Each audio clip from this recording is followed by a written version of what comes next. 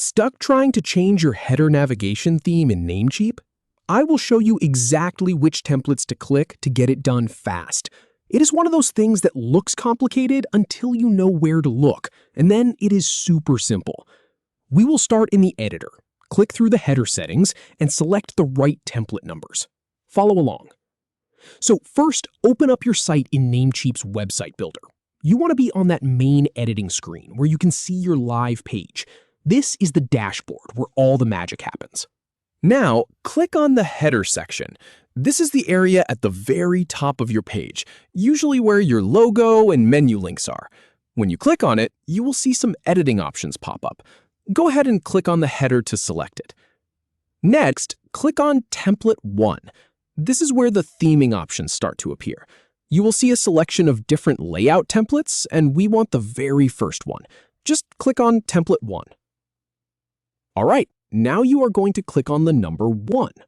This might seem a little specific, but the interface uses these number selections to fine-tune the style within that template. So find the button that says 1 and click on it.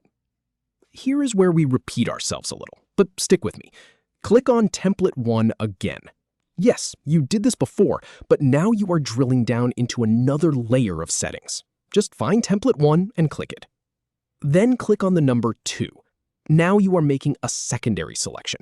You are telling the builder that you want a specific variation of that template. So click on the button that says 2.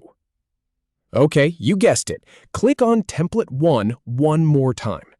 This is the third time we have selected it, and I know it feels repetitive, but each click is navigating you deeper into the correct menu tree. Just trust the process and click Template 1. Now click on the number 0. You are almost done. Find that button with a 0 on it and give it a click. Finally, click on Continue. That button will apply all of your selections and close out the theme picker. And just like that, your header navigation has a new look.